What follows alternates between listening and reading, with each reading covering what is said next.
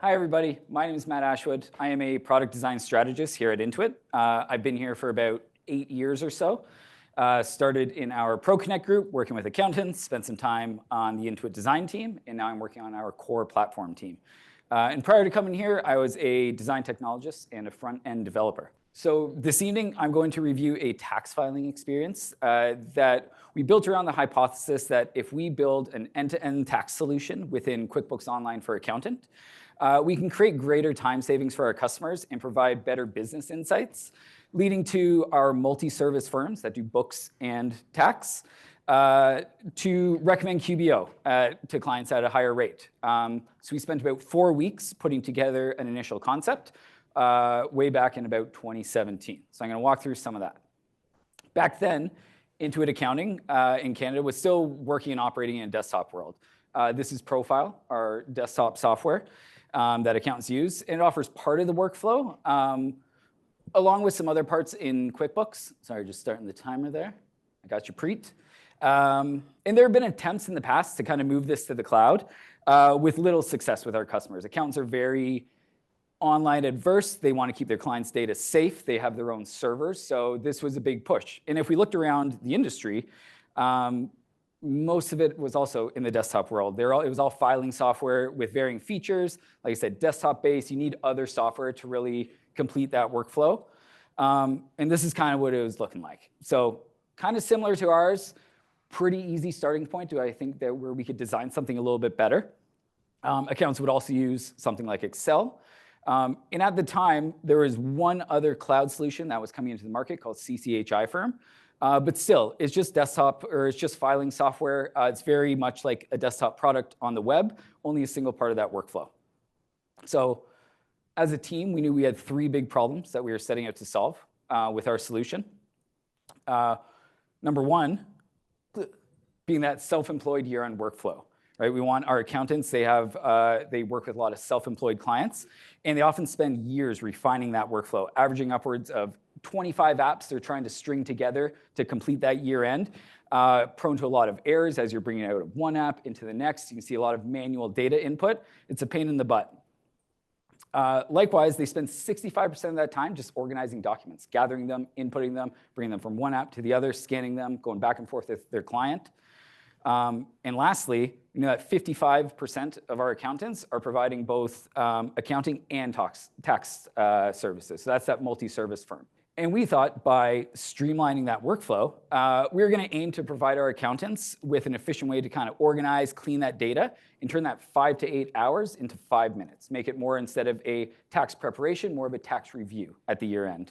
And being that we were bringing books and tax together, we thought we'd be able to provide better insights, connecting those things together, and then having that tax data flow back into the books. So we had this idea for what we called QB tax.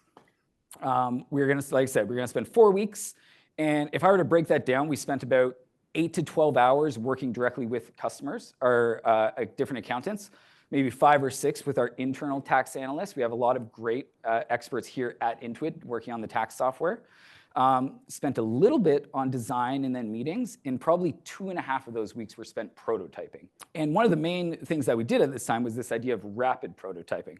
So this was really, like says here, to reduce the different design cycles and co-create with our customers. So kind of what does that mean? That's like, we're talking low fidelity prototyping, like 5-minute prototypes, just trying to get ideas. You can spend weeks going through different wireframes, iterating, going back and forth, but it's way better to just like get some customers, draw it out. Oh, when you say this, is this what you mean? So what we would do is we would take a product shell. This was QuickBooks Online Accountant back in 2017, so don't judge it too hard right now. But yeah, we literally sit there and it's like cut and paste. So you'd be like, oh, you want a header? What kind of details do you want on there? We'd stick it on the top. What about navigation? Do you need a search? Are you toggling back and forth? How are you going to kind of add the different forms? What does that tax form want to look like? Do you need the box numbers? How do you want it laid out? How do you add a form? If you get a modal, sticky note, awesome modal, right on top. So we get them to use their finger actually as the mouse and be like, click here, we draw it, put it on the page, create entire end-to-end flows, then we go back, take a day, refine it, then we start with where we left off, a little more refined, and kind of build out from there. That really helped us to iterate and come up with something like this pretty quickly. We had a design system at the time. It was pretty early days, but we were able to turn our drawings into something like this. created things so they could view their PDFs in there. They could import their trial balance, bring in all that data. We had a live auditor so they can fix any mistakes as they're going. And eventually file with the CRA directly within our application. And over those 4 weeks, things went pretty well, enough so that we were asked to spend an extra couple weeks to start looking at tax planning, right? If we're going to get all these insights, what are we going to do with them? So we started looking at things like forecasting and scenario planning with our different accountants. And it was awesome. It was a lot of fun. This was super, super fast paced. Like for a big company, it's not something we get to do really often. And then later that year, Intuit actually funded the project, and we started building up a team. And in 2018, ProTax was born. So this was going to be an integrated solution directly with QuickBooks Online for Accountant. We were starting with our T2 corporate taxes, T1 to follow. And we had a super aggressive release. So we were starting this in 2018. We were saying we're going to have an alpha out for people to start using in the summertime, a beta in the fall, and want to be public by the end of the year. I think we slipped a little bit, but it was pretty close. It was an aggressive timeline. And the goal is to have that end-to-end workflow, books to tax, back into books. And we also had this stretch goal to really start extending this globally. We were partnering with our UK tax teams and our Australia tax teams. We have very similar tax structures to them, not the same, but it's a lot of common workflows. And while they weren't going and building this, we knew they also had a great bunch of insights from talking to their customers. It's good to get those different perspectives, to figure out, okay, if we were eventually to adapt this for them, can we make sure we're doing that work up front so it's not going to be a huge lift down the line? So this is our initial concept that I showed you. In that time, the QB design language started to change a little bit. Went over to something like this. We wanted to make sure what we were building really fit in with the rest of the ecosystem, with the rest of the QuickBooks product. And respect all the work that's been done. We're not trying to create a whole bunch of new things, so this feels something completely out of place. And before I ended up leaving the team, we ended up somewhere like this. And I know things have changed a little bit. QuickBooks continues to evolve. But this design here is what actually helped influence our American counterparts with their product, ProConnect Tax Online. So they have a different online tax software. They were having some struggles. They use a lot of our learnings, and we started to unify our design language kind of across the board. So I'm going to spend a few more minutes, I think you got time still, going through some of the design decisions we were kind of making throughout. First being the navigation. Like I said, we talked to our American counterparts, understood what worked with their product. We have TurboTax that people were doing for businesses. If TurboTax is more like that interview style, you're asking questions, entering the details, and that kind of trickles out to the different tax forms. But we're working with accountants, and we're not building a DIY software, and accountants just want the forms. They're like, I want my S125, I want my T183. I know what I'm looking for, just let me have that. So we literally gave them what they were looking for. We did, with all the testing, this is what they wanted. Didn't want to overcomplicate. We kept it at a single level navigation to start. We ended up breaking out some of the forms because some of the tax forms can get pretty big down the road. And we also found that doing that different grouping and categorization just had an additional learning curve that wasn't really benefiting anyone, other than kind of making us feel good for doing some prettier designs. And taking that familiarity and first-time use, a lot of us are probably very familiar with something like this. This is one of our lovely tax forms in Canada. Again, giving customers what they were expecting, what they were used to. So adapting all of our different tax forms to replicate those government forms. It helped them move with speed. It helped reduce our need for documentation and first-time use. Obviously, it's so important to have all of that. But we were a small team moving fast. I think there was maybe less than 10 of us kind of working on this. I was the only designer at the time. Eventually, we added a couple more. But we need to kind of move and keep things moving and move on to the next thing to get this into market. As we started building out that product, getting better integrated with the system, as you do more and more returns, a lot more of the data is going to be automatically populated. So when you're carrying forward a return to the next year, again, we want to get to that 5-minute return. It needs to be a review. But then the question is, where's all this data coming from? If we look at our different desktop products, they're just kind of changing the text color. Everyone has their own code. It might be like red text if it's an override, purple text if it's coming from somewhere else. Not super accessible, not super intuitive. Everyone's slightly different. I mean, we didn't go too much further. We tried to share a lot of the same colors with our desktop product profile, but we added these visual indicators on the left just so they can sit within the padding of our existing text fields so we can have consistent text alignment. And also, if we're thinking about how this fits in with the rest, whether they're there or not, a text field looks like a text field. But of course, we want to make sure there was enough contrast, looking at accessibility. This is back in this is early Sketch days, I think, when this was together. I'm sure Stark looks very different these days, but still want to make sure there's contrast. The color themselves doesn't mean a ton, just knowing this means this means that, and this means something else, so colors or users could tell the difference. And take that same approach to things like typography, keyboard navigation throughout, make sure we're labeling things with ARIA labels and code, etc. And then the last idea here is what we would call pro patterns. So this is really taking those design system elements and adding that layer of functionality on top of it that our pro customers expect. They want that desktop-like functionality. They want right-click. They want 100 menus telling you exactly what to do. We can't do that in QuickBooks. We didn't want, you go to one place in QuickBooks, you can right-click there, but you can't do any of this outside. So we really wanted to build on top of what exists to give them the functionality they were looking for, so that if you take that away, it still looks like QuickBooks. It still looks like Intuit Design System. So going back to this, if we're looking at this forms, we're actually sharing the same tax engine that was generating the forms as TurboTax. So, or I guess, it's not right. The underlying tax engine was with our desktop software, but the renderer of the forms was TurboTax, which is that single column, interview based. It wasn't built for us. We had to do a lot of work to kind of make it look like this, which our accountants wanted. Zooming in a little bit, thinking about that whole review, there's a lot to parse on this page. You want to think, they're looking for data, they're looking for numbers. So we actually shifted a lot of our text fields, right? Put the focus on the values in the inputs so they can find what they're looking for. Start layering things like different box numbers, line numbers that accountants can reference, going back and forth. And then this is really hard to see. I'll blame it on the TVs. I know I was just talking about accessibility. But if you look at address line 1, right? So the idea is how do we get that right click? How do we get this functionality? So it's more on a hover. This isn't something they're going to use. This is kind of last resort style. We don't want to just layer too much functionality and complexity in.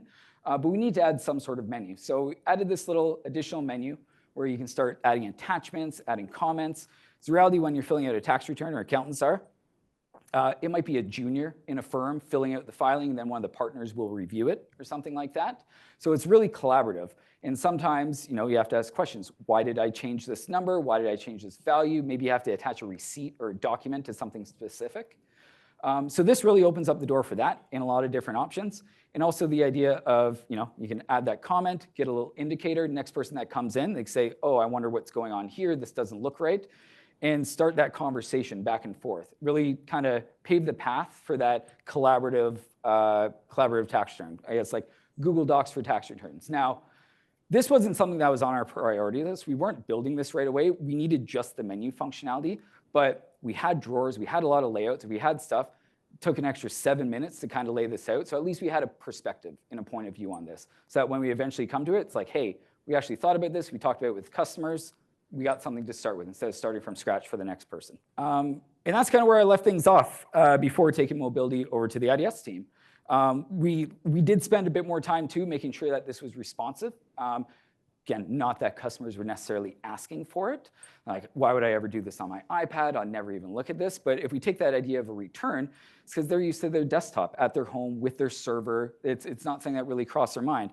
And to me, this is just the right way to kind of design web layouts, right? Thinking of that flexibility. And we ended up having a ton of customers that say hey, I actually love that I can do this at my cottage. I'm not gonna they're not gonna run their whole business from there, but just the fact that they can access it, it functions and works the same, was a great benefit and a great selling feature. And now they have thousands of users. They've gone T1, T2, T3, e-signature. UK ProTax is actually now a thing. They're leveraging this and extending it for their UK customers. A lot of the improvements we made through the ecosystem result in a 500 times increase in their workpaper solution, just because we took it from the US side and catered it towards our tax codes. And this is also being used in-house for our TT Live experts. So if you go to TurboTax Live, you have an expert helping you, they're using ProTax to do that. Yeah, I mean, in all of this, like everything, there's some challenges. You learn some things along the way. The thing with accountants, if many of you probably do work with accountants, if you're in the space, accountants are very interesting people to work with. They're very opinionated. They know what they want. And they'll tell you. But the other side is it's a high switching cost, right? Their software takes a long time to learn. They spent years refining that workflow. So if we want them to switch over to our solution, it needs to have everything they already have and more. We really need to show the benefits. So there's a lot of skepticism. And on top of that, the market's small. So we really were doing this as an in to get more QBO customers. And trust with accountants, especially. Numbers, businesses, super important to them, their clients. Trust takes years to build, and just a second to erode. You start showing miscalculations, they're going to blame you, right? So we want to make sure that everything is clear, everything is transparent, and then just tech challenges. Big company, big org, directions that we had to do. That's just the way things go. But like I said, it was a lot of fun. Really saw the value of prototyping here. Like I said, low fidelity is I would take one prototype over 20 designs any day. Start low fidelity, start with your customers, get them involved in the process. They have a ton of fun. We used to do rapid prototyping at QuickBooks Connect here online, and we'd just pull people in, spend 5 minutes. Hey, we want to do this. What would you do? What would you do? And then you just compile them. Like, they're not designers. You can then take it from there and do the design work. Just getting those ideas and different perspectives is huge. And then to move with speed, leverage your system. Intuit Design System was like very early days at the time, but there was a design system. There was a system in place and a language. It makes sense to lean into it. It's just to help you move with speed. If you want to do something new, try to build on top of it. And lastly, I'm way over. I'm sorry, Preet. Understanding the say versus do. We all, if you work with customers, if you're close with your customers, they will tell you up and down, this is how it has to be done. This is how I do it. You take an hour or two, and we would do these things called follow me homes, where we don't interview, we just sit there and watch them work, take notes. Very different from what they're actually saying they want to do. So use some time to observe, understand what they're trying to get across, and work with them. Probably don't have time for Q&A, but feel free to grab me after. I'm happy to talk through any of this. Thank you so much.